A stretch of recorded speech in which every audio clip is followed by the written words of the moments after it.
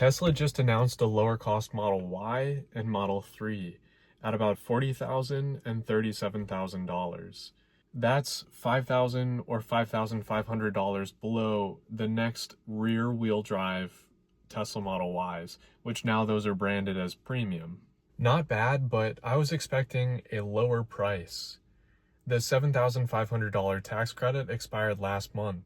That means you could have gotten a better Tesla at an overall lower cost. These new Teslas both have a lower range, coming in at 321 miles.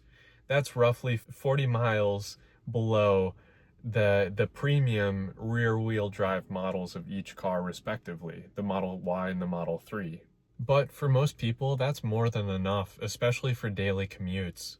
Even for longer trips, it should be fine as well. I drove all over the US and I didn't get stuck anywhere.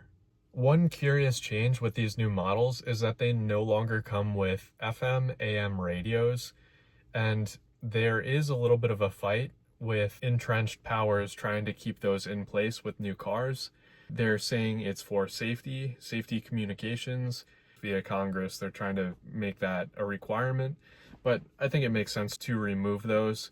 There are a lot of better options today since AM and FM radios really kind of took root, but I digress. Now for the other big changes that might impact your buying decision, these new models, they both have lower acceleration speed, but they're still some of the fastest cars on the road. For most, that probably shouldn't be a deal breaker to save $5,000. However, adding to that, the back row seats, they no longer have that touch screen, and also those seats are no longer heated. One change with the standard Model Y, it does not come with the HEPA filter that allows you to use the bioweapon defense mode and can be really useful if you're around forest fire smoke during the summer or just bad air quality. None of the Model 3s come with that advanced filtering. And for one big feature that I would personally miss, on both these standard models, they don't come with auto steer. That's what keeps you in lane. It'll adjust your car in the lane, so you don't have to constantly make little mental adjustments. That does end up making me tired after a longer road trip. But all these cars, they're still going to come with traffic-aware cruise control. This is standard for most newer cars, and that's where you can set a speed on the highway and the car will remain at that speed. You don't have to keep your foot on the pedal and make those little mental adjustments. It'll also slow down and speed up based on cars that are moving in front of you. One big aesthetic change for the Model Y specifically too is that it's no longer going to come with a full glass roof. I have mine covered currently, but it was cool to look at night, and sometimes I could see the moon or stars if it was really bright when I was living in this. So for some potential Model Y owners, that could be a deal breaker. Overall, these are the big changes that I noticed when doing a comparison between the new standard Model Y and Model 3.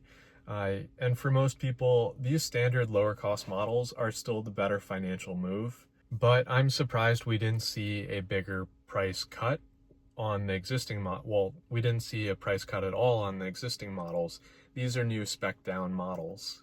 Tesla also hit record total sales numbers for last quarter as people rushed out to take advantage of that $7,500 tax credit.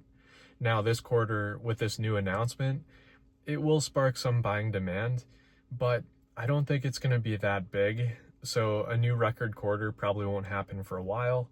I could be proven wrong. And either way, I would not be surprised to see Tesla offer more buying incentives, lower prices. It really depends on what happens with the economy and interest rates. What are your thoughts? Do you think this is a good move by Tesla? Were you expecting a bigger price drop? Please let us know in the comments. And while you're there, please tap that like button and subscribe. I'm also going to put a lot of Tesla resources and guides in the description.